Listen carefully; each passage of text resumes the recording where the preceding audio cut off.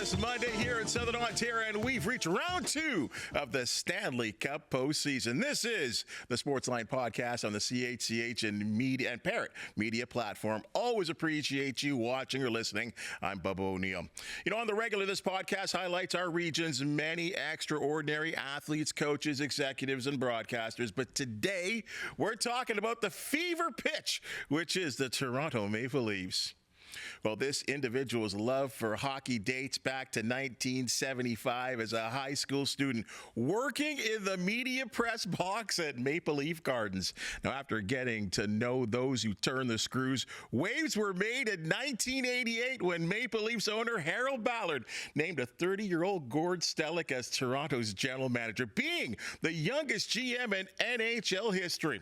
Now, since the early 90s, Stellick remains and became one of the most knowledgeable and trusted and entertaining broadcasters in the country, spending decades at the Fan 590 and Rogers Sportsnet.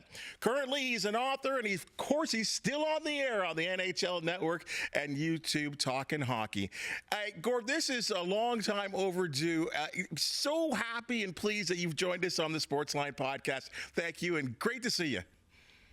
Well, my pleasure, Bubba. Like I said, CHCH and Sportsline, it was on Global, then CHCH and all that. It goes way back with me. So great to catch up with you again as well. Well, you know, and I want to just ask you about this because I think about all the years back in the 80s when it was Leafs on 11. You were a part of that, weren't you?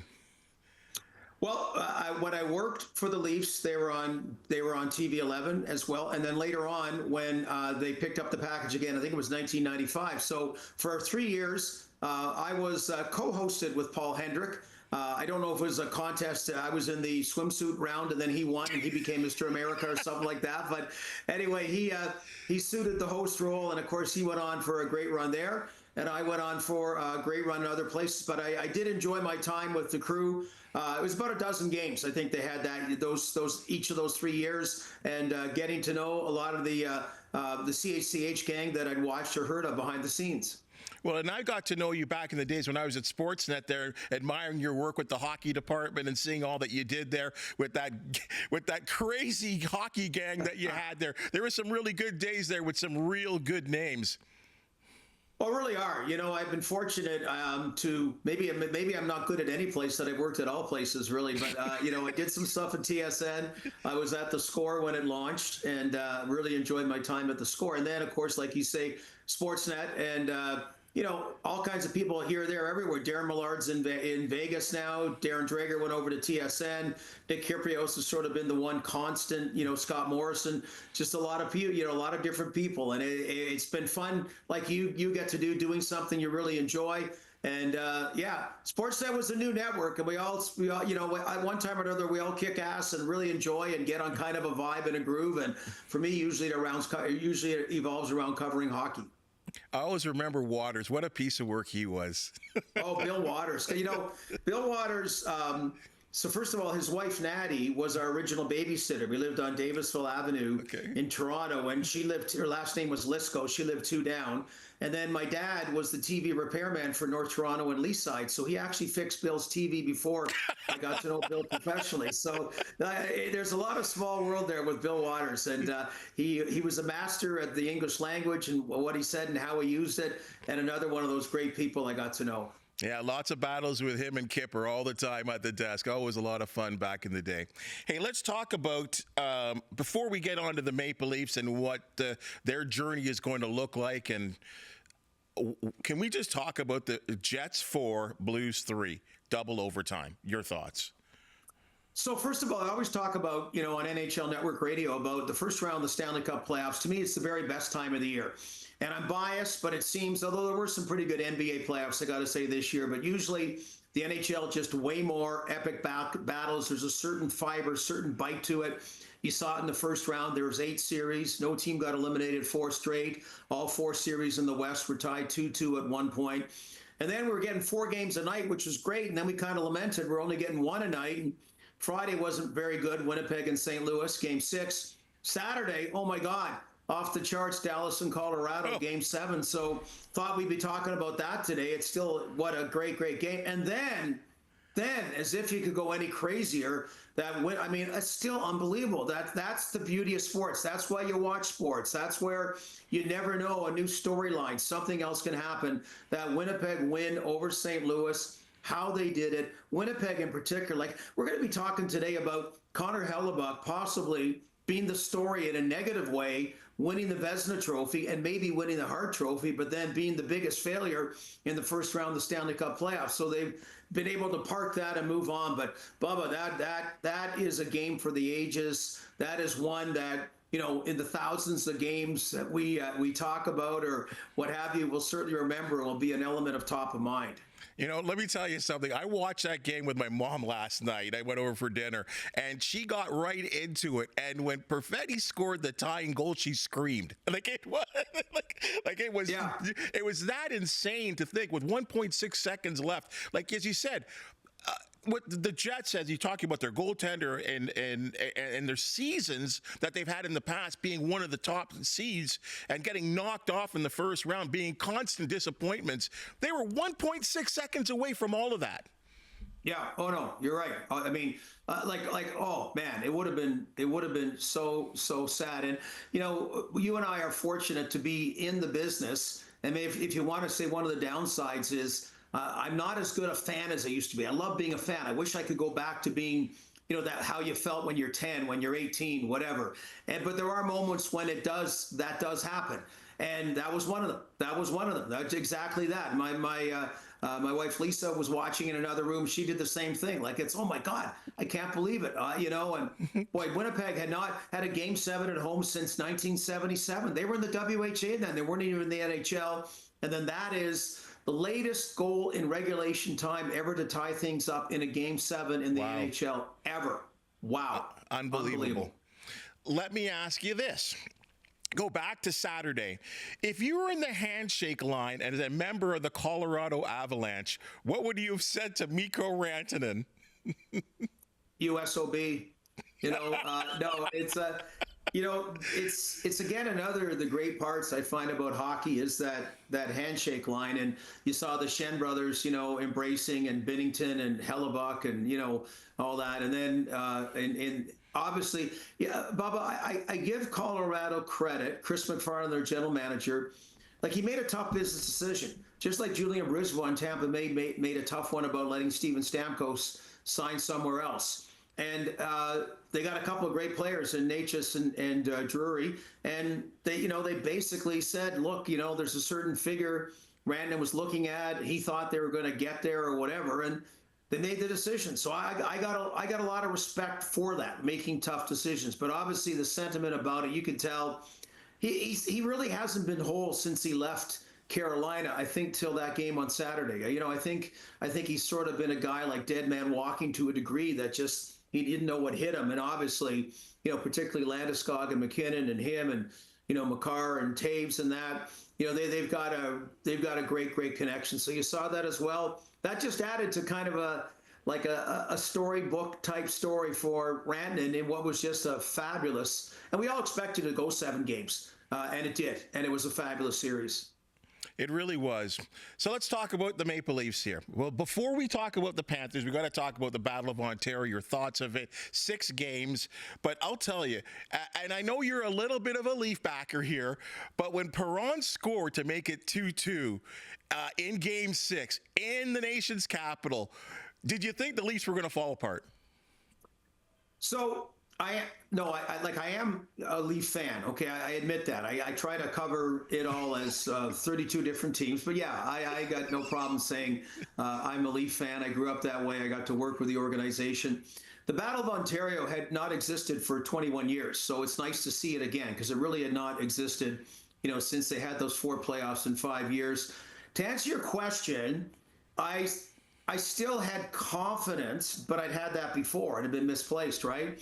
I still had confidence they were going to figure a way to win this series, but it was starting to get the heebie-jeebies. The noose was tightening, all the whatever cliches you want. So, yes, I will profess that I felt they would find a way to win. I give Ottawa full marks. I was really glad they won 1 game. I didn't want them swept in 4. Not thrilled they won 2 games because it made it a little bit, you had to sweat a little bit on a Toronto point of view. But it was a real good series. That's a great young team in Ottawa. And for the Maple Leafs now, there has been this assumption they should be by the first round many other times. This should not be the second time in 21 years they're in the second round of the playoffs.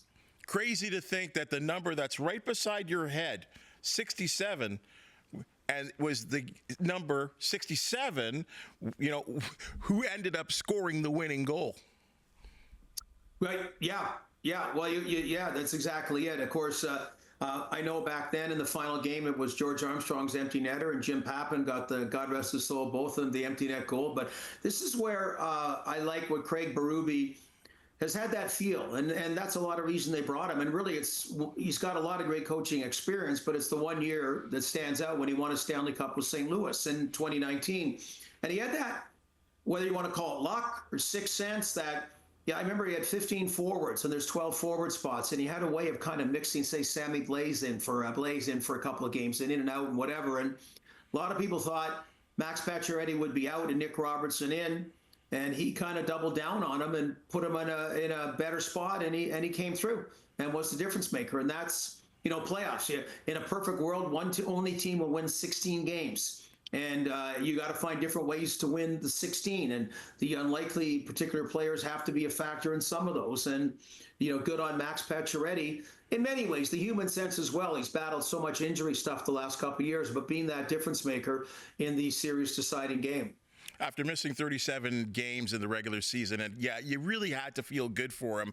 And he talked about it. He was pretty open in the fact that, that there were major disappointments. He felt, I guess, not a part of the team. And he talked about his family and God being his reasons for continuing and playing in hockey. In fact, even considering retirement. So what a great story that was for the first round. Okay, second round here. Here are the Florida Panthers, the defending Stanley Cup champions, right up, going up against the Maple Leafs here in round 2. The Cats defeated the Leafs in 2023 in those playoffs in the second round in 5 games. 4 of them were 1-goal games, 2 in overtime.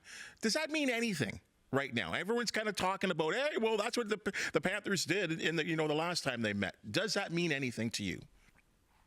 Well, hopefully it's a learning process, part of the learning process for the Toronto Maple Leafs. Because, Bubba, what you see is the playoffs are different, okay? Like you cannot play 82 regular season games anywhere close to what's required to play up to 28 possible playoff games. It's a different animal. And it's one the Leafs haven't really corralled all that well in the past. And hopefully that Florida series 2 years ago was part of what it takes to win in the playoffs, not win in the regular season. I was surprised, Bubba, when I look back how close those games were, because what I remembered was Leafs beat Tampa Bay. Then I could not believe they were flat the first 3 games. They had the first 2 games at home, and you thought the momentum of that first series win. No, it wasn't there. They didn't get it till games 4 and 5. Game 4, they won. Game 5 went to overtime, and they got eliminated. So I hope that's the difference maker about that team that Florida had learned ahead of them, and that's why Florida's the defending Stanley Cup champions, about what do you want to call it, playing the right way, playing the right playoff way, something the Leafs haven't mastered and hopefully can take to a better level this year after that first round win over Ottawa, because that's what it's going to take against Florida. Exactly the opposite. Not so much the 5 games, but those first 3 games in that series. Toronto's power play operated at 35% against Ottawa, which I would say is very efficient, and especially in that first game. Florida's penalty kill is around 88%, so that's also very good. But they also took a lot of penalties in that Tampa series. In fact, 72 penalty minutes. Is that an advantage for Toronto? Well, it could be because, they checked, not only did they win a series, but they checked a lot of the boxes, Bubba. One was, the power play had been brutal the last couple of years. They had not scored. Like last year against Boston, they didn't get more than 2 goals in only 1 of the 7 games. That's not going to cut it. They hadn't got defensemen scoring. They hadn't got depth scoring. So they got all those things going. And then they got the special teams, and then they got some, great goaltending as well, and good goaltending / great goaltending at times. So a lot of these things came together. It's a whole new series. So whatever happened in Ottawa is kind of out the window. You got to write a new narrative again. And these are the Stanley Cup champions. Like I had picked Tampa Bay. I was really impressed by Tampa Bay the last quarter of the season. But you see now Florida rested some players. They had some players hurt. They've been through this the last 2 years. They've gone to the Stanley Cup Finals. So you play as long as you can. It's a short summer. So they kind of were saying, don't worry. We're going to be fine. We're going to be there. We're going to make hay. We're wearing the belt, and someone's going to have to earn it. It's not going to slide off. I'm with you on that. I took Tampa as well too, and then Florida just destroyed them. Really, really did almost. Yeah. And the fact that I guess you're right. Paul Maurice and the general manager there, they knew what they were doing, putting guys on LTIR and just resting guys, not playing guys, and then all of a sudden they just like, whoa, the Stanley Cup champs are back. Anthony Stolarz, Steven Lorentz, Oliver Ekman-Larsson, all lifted the Stanley Cup for the floor alongside the Florida Panthers last year, but now are members of the Toronto Maple Leafs. Is there anything to that maybe some state secrets that they might be able to, fess up to the Leafs coaching staff? Well, with the pro scouting as well now, I don't think there's many stones unturned, but, who knows? Like I can remember, even back in my day that, if you played and an individual had a lot of experience with the other team, there was, back a lot of little things, subtle things maybe that could be gleaned and could be positive. And that's kind of the way we're looking at it. I mentioned all these little incremental positives for the Leafs, like Austin Matthews being named captain. Is that a difference? Craig Berube as the coach playing a bit of a different style. Tanev and OEL coming over and those kind of guys. And the other part is I do think there is an intangible, and I know Pacioretty didn't win a Stanley Cup, but he experienced some winning going deeper in the Stanley Cup playoffs. And I think there's something to be said for that having a few of those kind of players that understand exactly, experience exactly what it takes to win those 16 playoff games. So again, we're hoping the sum of all that, if you're a Leaf fan, the sum of all that makes for a positive result, unlike what we've seen in, say, 21 years or so. Is there any advantage in goal in this series? I don't think so. Which is good because, Bobrovsky really has brought his game. Like initially when he was signed, you kind of thought, boy, $10 million. It wasn't money well spent when he initially came over, but he certainly has found his way. And all you want out of goaltending is, well, first to give you a chance to win. If you can steal a game and make a difference that way, that's a bonus. Wow. And generally, if you're going to go all the way, your goaltender does that at least once a series, okay, is the difference maker. But funny one is, Bubba, like there's 16 teams that played in the first round. I don't really see any big goaltending stories that were the deciding factors in a game. The biggest one is Connor Hellebuck, who was probably the 16th best goaltender. Just more of a negative one. So I think in all those series, you saw a good example that a goaltender didn't steal a series and a goaltender didn't cost you a series. And that's what the Leafs need to at least continue, that as long as Anthony Stolarz and or Joe Woll are in, that they're allowing you the chance to win the game. Always in these kind of series, there's someone that steps up that maybe isn't the marquee player or they step forward. Can I just say something about John Tavares? I thought he was the best player in the Ottawa series. I really did. A little bit about this guy who, had the seat taken away from him, and we'll never know how he felt deep down about it. I mean, he said all the right things in the press conference and anytime he's been asked the question, but I think he's playing as well as I think I've ever seen him in terms of being a Maple Leaf.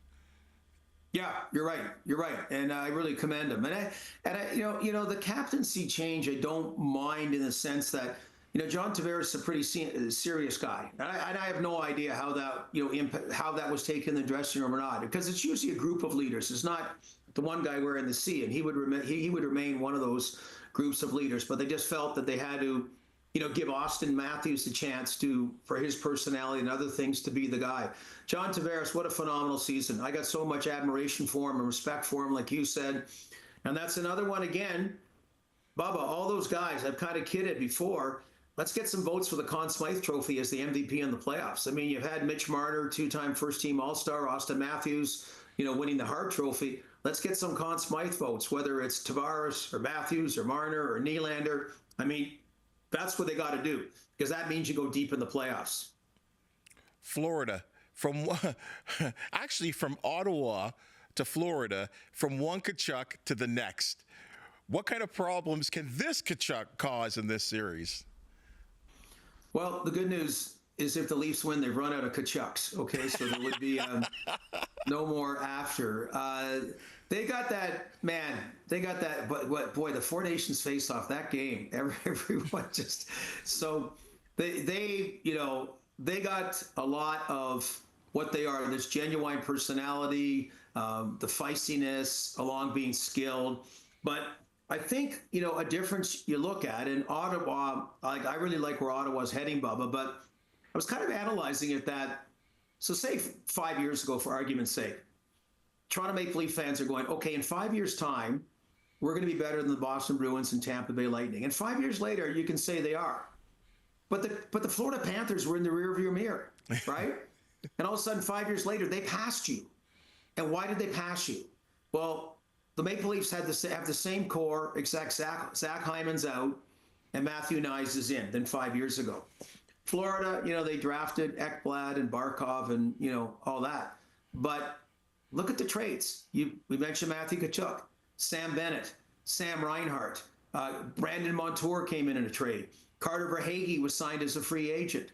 Gustav Forsling was a waiver pickup from Carolina. So you're talking 6 roster moves. That's a staggering number, and they all contribute, to the Panther lineup. So when I talk about Tkachuk, so he is the primo one out there, but they made all those other kind of moves, say in the last 5 years, and that's how they passed the Toronto Maple Leafs and everybody else.